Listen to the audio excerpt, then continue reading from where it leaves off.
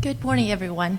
I'm Alex Xu, and today I will be talking about a topic that has become more and more common, and many of you in the audience might have heard of it. That is procrastination.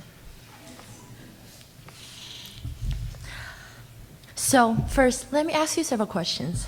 Have you ever had your desk loaded with work, but just didn't know where to start?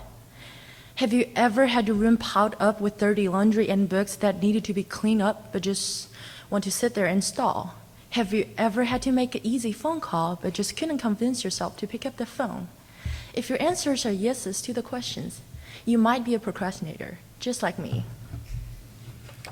When I first decided to do my speech over procrastination, people tell me, "Oh, Alex, you're not a procrastinator." Yes, I am. I'm just a secret one. Let me explain this to you. I get things done before deadlines, but I always do them right before deadlines. So once I was joking with my friend, I asked him, "Do you know why deadlines are called deadlines?" Because I have near-death experience every time when they approach. So my procrastination might have not caught up to me yet, but I believe if I don't take action soon enough, it will. You might be wondering, what even is procrastination? The dictionary definition for it is the action of delaying or postponing something. And my definition, shortening the long 5-syllable word to only one, is to stall. You have to do something, but you cannot finish it because you're stalling. And procrastination always results in anxiousness and fear when deadlines approach. So now we should talk about how to fight it. There are 7 scientifically proved causes for procrastination, and today I'm going to talk about most of them with my own experience and the solutions I've come up with. The first one is fear for the outcomes. I remember once I had to take a test that was similar to the ACT or the SAT. I knew I did really badly on the English portion, so I was afraid to check my scores. Because I was afraid if I actually checked it and it turned out to be bad, it was going to influence my college applications. So I waited for weeks before I actually checked it, and it was bad. But every time after this, when I encounter something like that, I always think of a quote that my mom once said. Whatever happened has already happened. So if you take action earlier, you're going to have more time to come up with the solutions and actually deal with it. If you just sit there and stall, then you're just losing time. And the second cause is helplessness in the face of complexity. And I don't have much experience with this, so for now we're going to skip this one, but you're welcome to look up the explanation and solutions online. The third cause is rebellion and laziness. Throughout my high school years, I knew that I needed to exercise. But did I do it? No. I hid in my room and I watched TV shows, I played video games, and I slept. Basically, I did everything but exercising.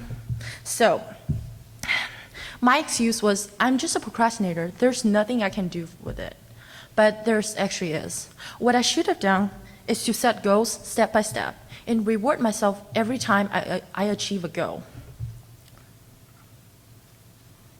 So for example, I could reward myself every time I exercise with playing games or food. The fourth cause is lack of motivation. As a teenager, I see things in mostly short-term outcomes. That means if doing something is not going to benefit me at the moment, I'd rather push it off and go do something that is more fun. For example, if I have a week to study for my test, most people split up their work into 7 days. But I'd rather play for 6.5 days and stay up for as late as I need to on the night before. So now we've encountered the biggest choice every teenager's face nowadays. That is Netflix or study. So the solution for this is to find links between the stuff that we're not so interested in and the stuff that we are. That means every time I work hard, I think of my dream college. I think of the life I could have there. So that pushed me forward. And every time I do my homework, I think, oh, if I finish this, I can actually go play and watch my shows. So the fifth cause is lack of focus and fatigue. My attention is very easily drawn by any light, sound, or motion.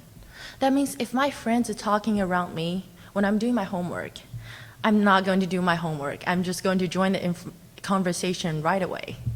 So I just push off my homework and it will often result bad. So what I've learned for this is to turn off all of my electronic devices and to stay in a room by myself. And after we finish work, we can always have fun afterward. The sixth cause is not knowing where to start. Have you ever had the feeling like we have so much to do that we feel overwhelmed and that we really cannot find a point to start? Once I had to write a paper for my English class. I had all these thoughts flowing around in my mind, but I just couldn't put down my first paragraph or first sentence. So when something like this happens, an outline can always help. Because what outline does is it helps break down stuff to baby steps. So by finishing each baby steps, we can achieve something really great. So here's the seventh cause, and this one actually has the most influence on me. I'm a huge fan of perfection and I want everything perfect, which we all know is not possible. So I always got caught up in the loop of wanting everything perfect, not willing to compromise, and then not achieving anything. So when something goes wrong, I'd rather sit there and pull my hair off than actually go come up with a solution, because then it wouldn't be perfect. So what I've learned throughout the years is to set a line between good enough and overdue. That doesn't mean I don't pay efforts for anything. That means I'm not going to sweat over the little details. So these solutions might sound easy to you, but from my own experience, they are very hard to put into actions. I hope my speech can help somebody in the audience that is also fighting procrastination like me.